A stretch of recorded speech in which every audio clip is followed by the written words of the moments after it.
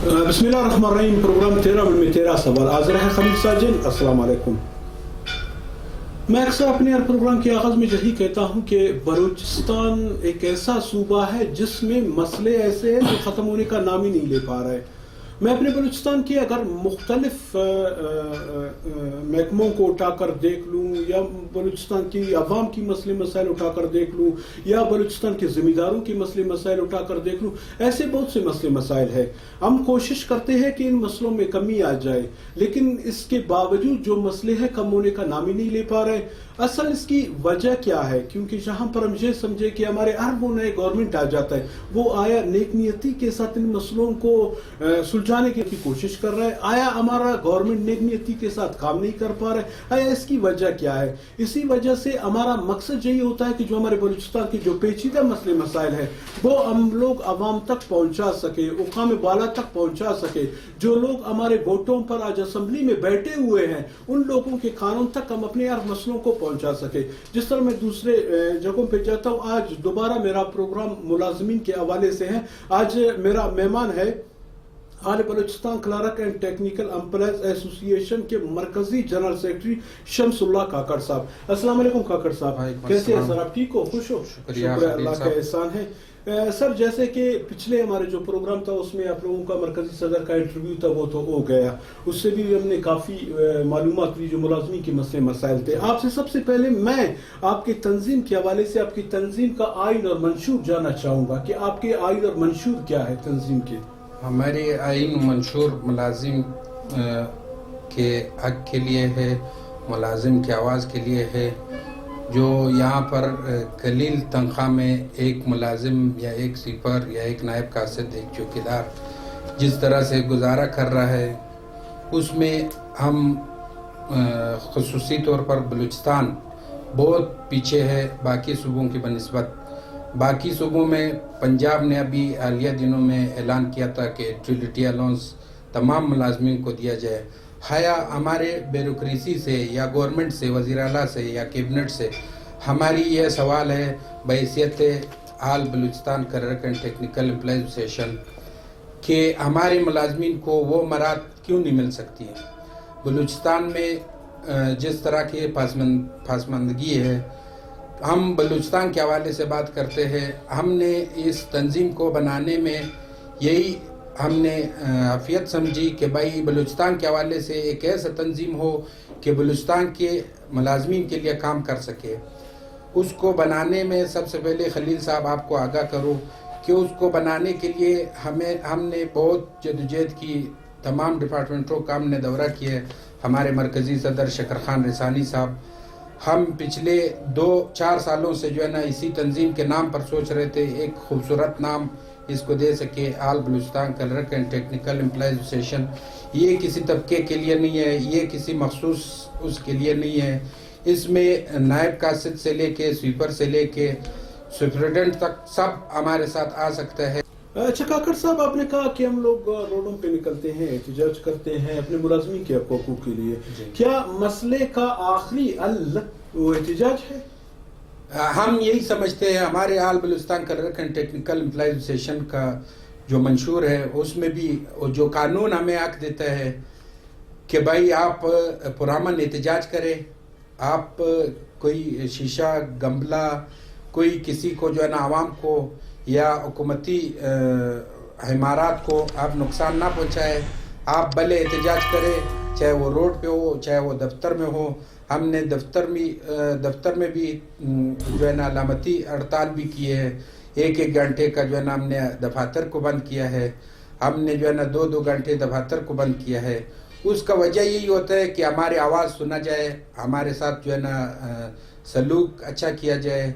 ये हम किसी के ख़िलाफ़ नहीं है, हम निज़ाम के ख़िलाफ़ है। जो निज़ाम है, जो मुलाजिम के साथ खलील साहब आज जो 25,000 में एक मुलाजिम जिस तरह गुजारा कर रहा है, उसमें जो है ना अगर मौजूदा वज़ीर आला भी हमारे साथ डिबेट के लिए आ जाए तो हम उसको वेलकम कहते हैं कि भाई 25,000 में आप एक मुलाजिम का जो है ना उसका बजट हमें बना के दे कि 25,000 में आपने घर का भी किराया देना है, आपने पूरे महीने का राशन भी लेना है, आपने बच्चों की कफालत भी करना है, आपने स्कूल भी बच्चों को भेजना है, آپ نے جو ہے نا ہیلتھ کا بھی مسائل کو دیکھنا ہے.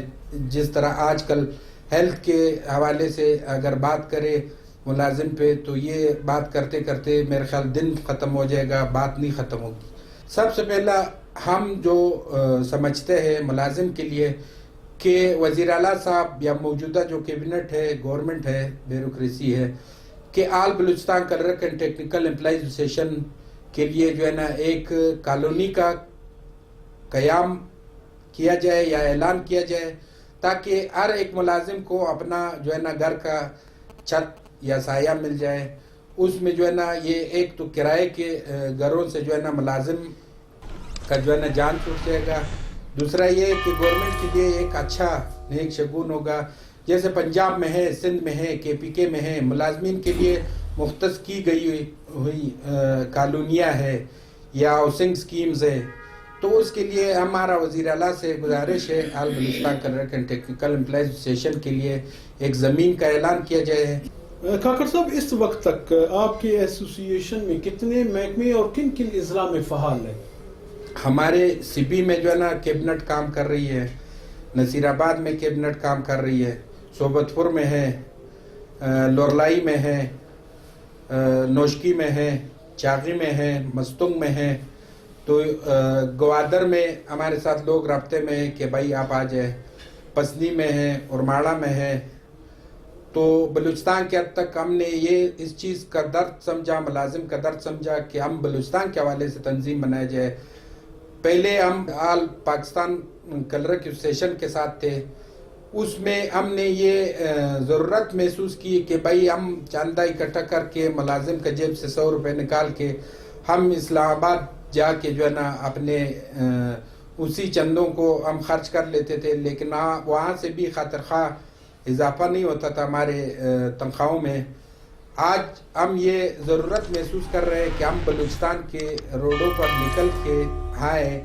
صوبائی خود مختاری کے بعد جو 18ویں ترمیم میں ملا ہے, ہمیں ہماری بلوچستان گورنمنٹ سے یہ درخواست ہے کہ ملازم کے لیے خاطر خواہ اضافہ کرے. آنے والے بجٹ میں ہم ایک الائنس بنانے جا رہے ہیں جس میں تمام ملازمین کو ہم نے شرکت کی دعوت دی ہے کہ آپ ہمارے ساتھ آئے. ہم جو ہے نا گورنمنٹ کو یہ بتا سکے کہ یہ ملازمین کا طاقت ہے, یہ مزدور کا طاقت ہے. کھاکر صاحب, آپ نے ابھی احتیاط کی, آپ نے بات کی کہ ہم اتنے ملازمین, اتنے ہمارے ایسوسی ایشن, ہم سب مل بیٹھ کے احتیاط کریں گے. ہم دیکھتے ہیں کہ اکثر تنظیمیں ٹوٹ پھوٹ کا, مطلب 1-2 سال کے بعد ٹوٹ پھوٹ کا اس میں وہ شکار ہوتے ہیں, تقسیم در تقسیم ہوتے ہیں. کیوں یہ ذاتی مفادات کی خاطر اس طرح ہوتا ہے, کیا ہے یہی ہماری بلوچستان بیوروکریسی کا چال یہی ہوتا ہے کہ تنظیم کے اوپر تنظیم بنائے جائے, تنظیم کے اوپر تنظیم بنائے جائے. لیکن ہم نے ابھی ایک بیڑا اٹھایا ہے کہ بھائی سب تنظیموں کو اکٹھا کرے. ہر ایک تنظیم ہمارے لیے معتبر ہے, جو بھی چاہے وہ اس میں لوگ ہو یا نہ ہو. تنظیم ہوتا ہے, تنظیم کسی کاز کے لیے کام کرتا ہے, کسی سے ہمارے اختلاف نہیں ہے. تنظیم بننے چاہیے. ہر سوسائٹی میں جتنے بھی پڑھے لکھے لوگ ہیں, جتنے بھی دنیا کے ممالک ہیں, اسی میں تنظیم اسی وجہ سے بنتا ہے. جہاں جائز مطالبات ہوتے ہیں اس کے لیے تنظیم بنتا ہے, اس کا سربراہ ہوتا ہے, وہ جا کے ڈیبیٹ کرتا ہے, وہ جا کے اپنے ملازمین کے لیے, اپنے کاز کے لیے مراحت حاصل کرتا ہے, اس کو لا کے جو ہے نا اپنے لوگوں میں تقسیم کرتا ہے. کھاکر صاحب, یہ مختلف محکموں میں کیا ملازمین کے لیے جو ملازمت کا ایک کوٹا ہے وہ ہونی چاہیے؟ ملازمت کا تو کوئی کوٹا نہیں ہونا چاہیے. ملازمت تو ایک روزگار کا, بلوچستان میں جیسے آپ کو پتہ ہے کہ اور کوئی روزگار کا مواقع نہیں ہے, فیکٹریاں نہیں ہیں, اور کوئی ایسے سرمایہ کار لوگ یہاں نہیں آتے جو فیکٹری لگا سکے, جو انڈسٹری لگا سکے. تو یہ اس کا کوئی ایک کوٹا نہیں ہونا چاہیے. یہ ہر ایک دفتر میں, اب ایک دفتر میں 400 لوگ کام کر رہے ہیں, وہ ایک بندہ جو ہے نا 3 بندوں کا کام ایک ساتھ کر رہے ہیں.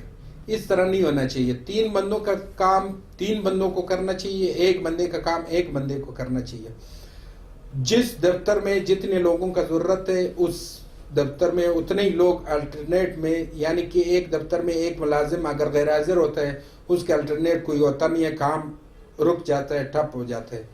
تو زیادہ سے زیادہ ملازمت کے مواقع ہر ایک ڈپارٹمنٹ میں ہونا چاہیے، کوئی مختص کوٹا نہیں ہونا چاہیے کہ یہ. اچھا کاکڑ صاحب، ہم اکثر یہ دیکھتے ہیں کہ جو ایک محکمے میں ملازمین ہوتے ہیں وہاں پر 3-4 ایسوسیشن کام کرتے ہیں. جو ایسوسیشن کے اندر ہے جس نے وہ جیتا ہے، یقیناً اس میں اگر کچھ پوسٹ ہو گئے نا، پھر ان لوگوں کو کچھ نہ کچھ مل جاتا ہے. پھر وہ دوسرا جو آر گیا ہے، جو تنظیمات گئے ہیں، وہ لوگ گروپ ہے اس کا آر گئے ہیں، پھر وہ فوراً عدالت پہ چلے جاتے ہیں، کیس کرتے ہیں. اس سے تو نقصان وہی نوجوانوں کا ہو جاتا ہے، اس سے نقصان تو وہی محکمے کا ہو جاتا ہے. اس کا کوئی پائیدار امن ال کیا ہوگا؟ اس کا پائیدار امن، جیسے کہ میں نے آپ کو پہلے بتایا کہ یہ احتیاط کے ذریعے ہو سکتے ہیں، ڈیبیٹ کے ذریعے ہو سکتے ہیں. ایک دوسرے کا تحفظات، مجھ پر کسی کا تحفظ ہوئے گا یا آپ پر کسی کا تحفظ ہوئے گا، تحفظات کو دور کرنا چاہیے. ملازمین کو اپنے آپس میں ڈیبیٹ کرنا چاہیے، بیٹھنا چاہیے. 1 کیبنٹ 1 ڈپارٹمنٹ ہونا چاہیے تاکہ اس میں اس کا مسئلے ایڈریس ہو. ہر ایک ملازم اسی کیبنٹ کے پاس جائے کہ بھائی میرا چھٹی کا مسئلہ ہے، میرا ہیلتھ کا مسئلہ ہے، میرا ایجوکیشن کا مسئلہ، اسکالرشپ کا مسئلہ ہے. تو ہر ایک ڈپارٹمنٹ میں 1 کیبنٹ ہونا چاہیے.